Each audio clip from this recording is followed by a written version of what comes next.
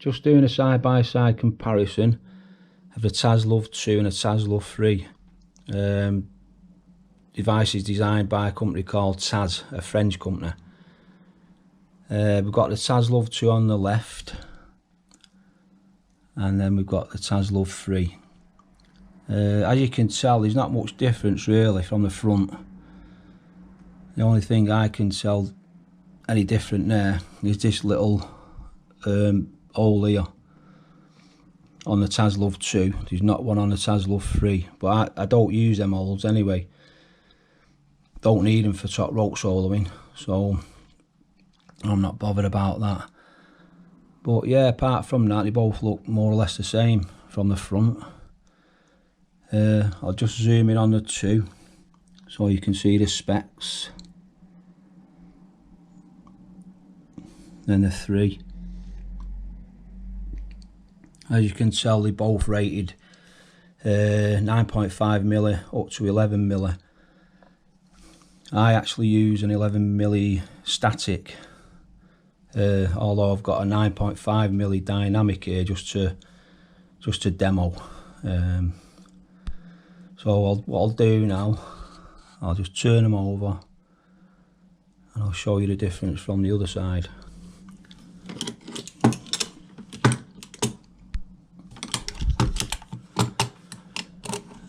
So as you can tell, it's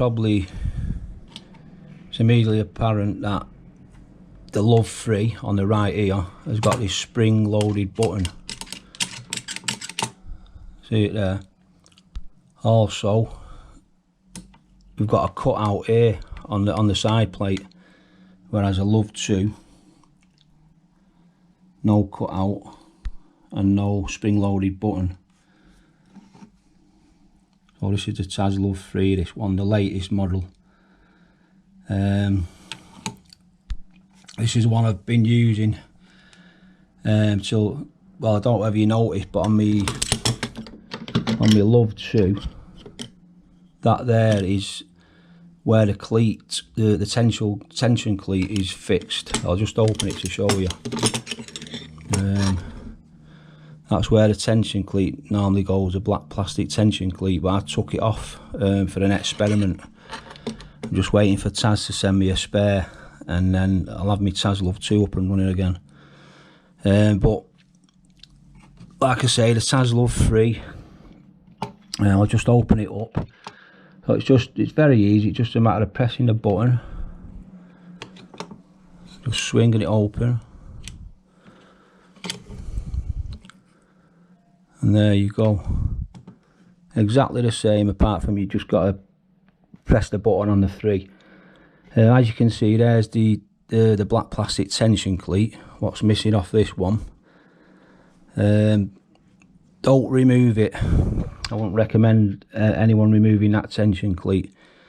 I just done it as an experiment, and it didn't work out the way I wanted. So like I say, as soon as I get that spare, I'm going to be putting it back on my Taz Lov2 there. So obviously this slot here on both of them, that's where your ropes go in. On the 3, the Taz Lov3,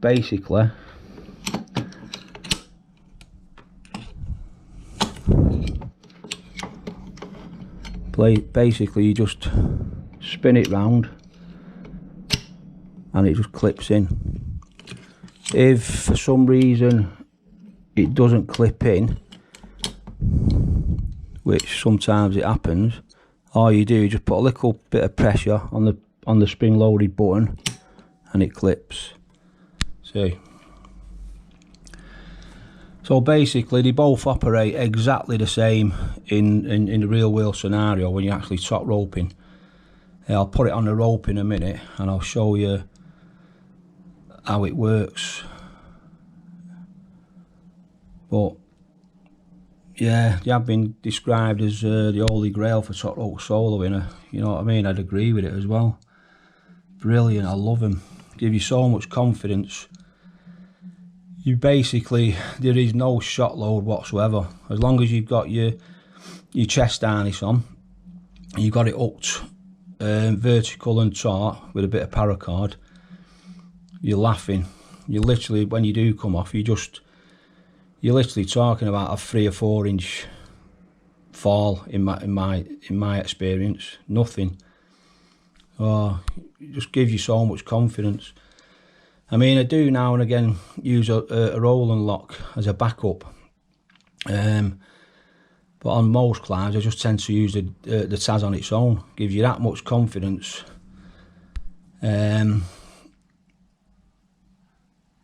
Yeah, I have no problem using it on its own whatsoever, as long as that black plastic tension cleat's in, by the way.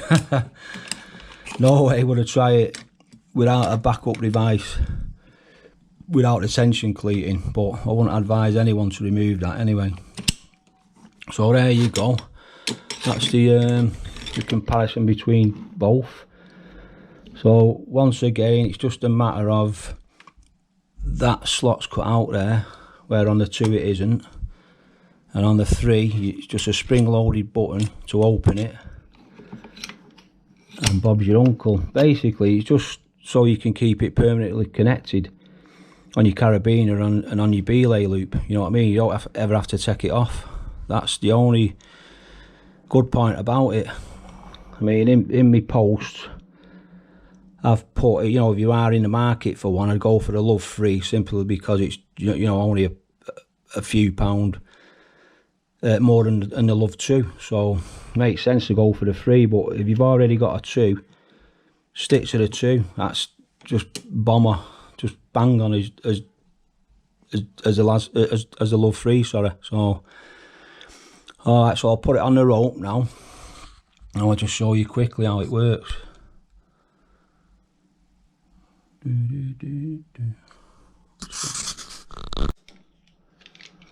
So I'll just show you the Lov2, how it goes on and off the rope, but because there's no tension cleat, it'll just slide up and down on its own. So I'll just show you, because I want to show you the side plate in comparison, how it opens and closes towards the Taz Lov3.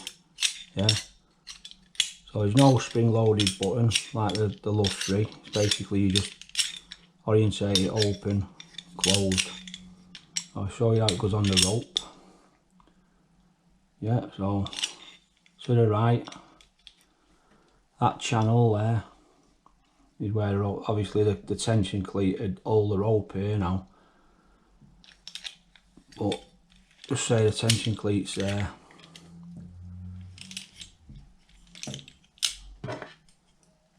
Yeah, that would be on set. So your carabiner would be there, and your paracord on this one.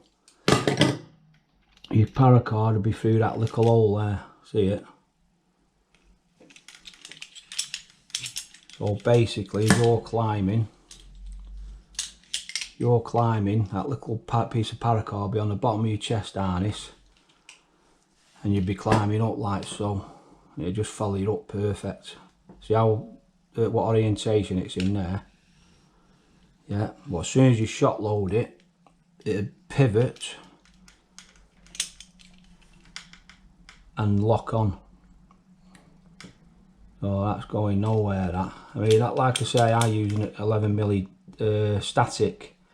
I don't use dynamic, and I don't use especially 9.5 what I've got here. You know what I mean? If I reckon if I put on a bit of weight, that could possibly slip that. So me personally, I use a static 11mm, and that works perfect for me. Just a little bit of weight.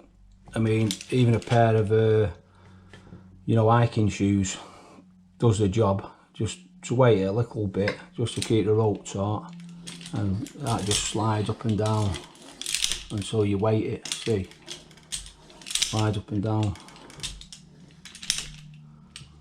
So I just wanted to show you how the side plate operated in comparison to the Lov3. Yeah, I love the Lov2. As soon as I get the tension cleat back, that'll be back in operation, that, no probs. So now we have the Lov3. as you can see, we've got that cut out there, which is not in the Lov2, and we've got this spring-loaded button here. So the operation of the Lov3, basically, same orientation. Well, basically you just push the button in, slide all the way around. See how you've got the black plastic tension cleat on this one. Now exactly the same as the other, the Lov2, behind the rope, tension cleat. Now because I reckon the rope's too thin for this device, 9.5, it's personal opinion, but I use, like I say, I reiterate, I use 11mm static. Now that, see how, I mean, it's not going nowhere as long as you've got it on your carabiner, on your belay loop, or even with your little recreational carabiner there up to your chest harness. As long as it's on that or on your carabiner, it's going nowhere, you know what I mean? So basically, just spin it around. Because it's a spring loaded, you might have to just now and again, just a little bit of pressure on the side plate, which pushes the spring in. Can you see the spring, the button's behind there? So just a little bit of pressure, not much, and it's clicked in. So that's locked on now.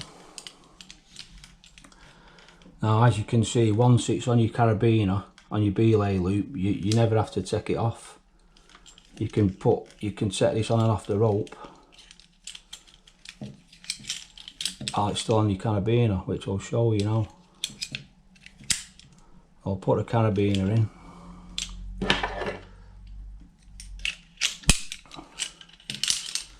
I'm sorry for, this is the first, believe it or not, this is the first GoPro vid I've ever done in my life.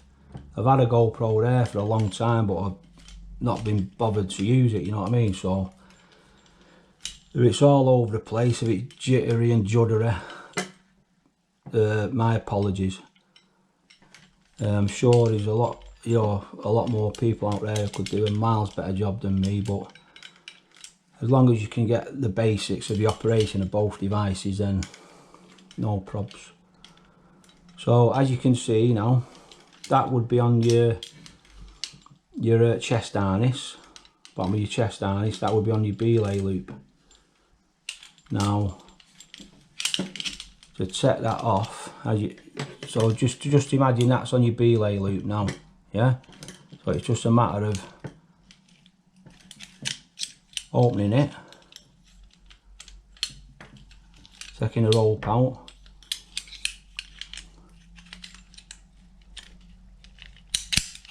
and locking it again. That stays on your belay loop. You never have to take your device off. So once again, button in, open, behind, bit of pressure, that's locked in now, yeah. So you'd be going up the rope like that, obviously. That's on your chest harness, it's on your belay loop, and basically if you come off and weight it, that's how it'd end up. Now, as you can see, the angle is too great for that to go anywhere. Bomber, as they say. To the people who are worried about this, you know, engaging while you're climbing, and that coming open, I don't know. I just can't see it myself. I mean, I don't know whether you can see. I don't know whether you can see how that's angled, but once the device is weighted, that will engage on both side plates. See, both side plates. So I just can't see, unless you have a catastrophic fall, which is that won't happen, because basically as soon as you weight that, it's literally catching straight away. So I could imagine it if you was going to be falling about 10-15 feet or something, and you're banging against a rock as you're going down, and you're hitting branches and bushes and what have you. 1,000,000 to 1 chance, but you know, I always say you never know. I mean, put a rolling lock below your device. If that fails, the rolling lock will catch you. But me personally, I do use that setup with a rolling lock, but the majority of the time I just use me Taz. I'm quite happy and confident to just use the Taz on its own. But that is my personal opinion. So okay then, if any questions, if anything you're not sure about, just drop me a message in the comments. Once more, I apologise for the production and the quality and the all over the place. I've got it on a baseball cap, on the peak of my baseball cap, so probably my head movements are, you know, might give people a bit of motion sickness or something. But first time I've ever used it, and it'll be the last time. Trust me, I won't be using it again for anything like this. Alright, thanks for watching. Cheers. Happy top rope soloing.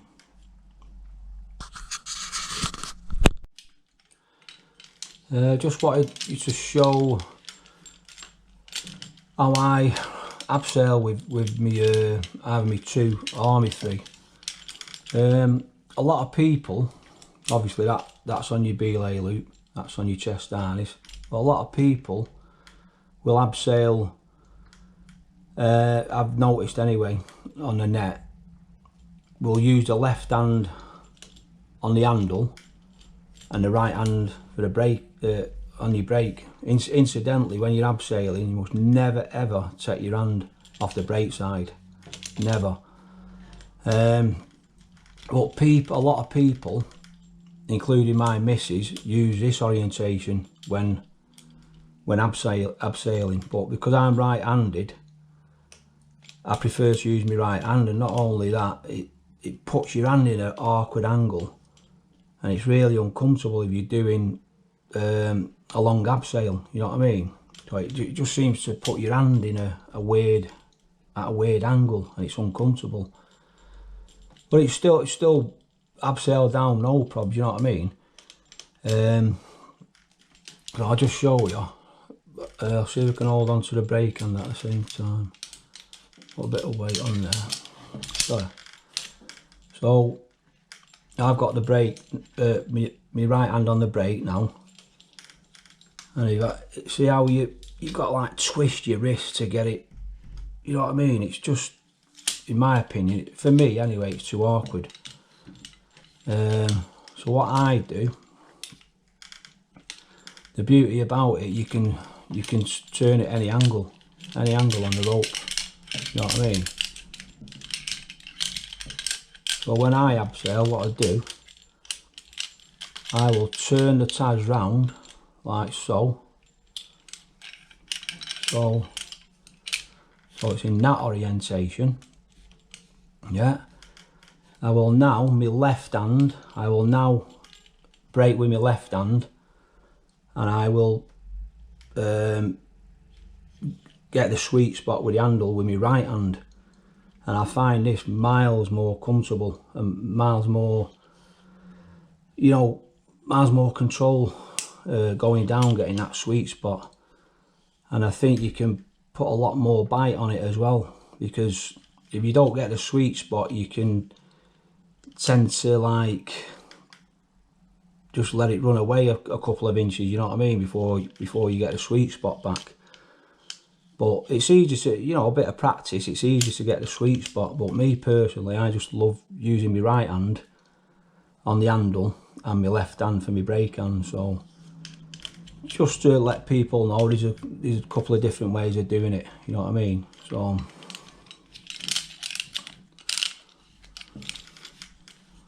well, I can't show you because I've not got it on me, you know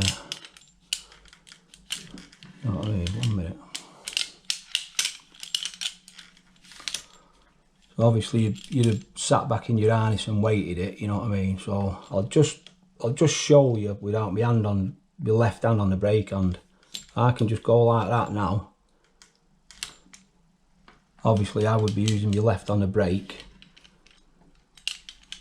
Just give it a go. Anyone who's already got a Taz and used that method there, that way, try this way and see how you think, you know what I mean? Left hand on the brake, right hand on the handle. Alright, cheers for watching. Like I say, any comments, just any info or questions, just let me know. Cheers.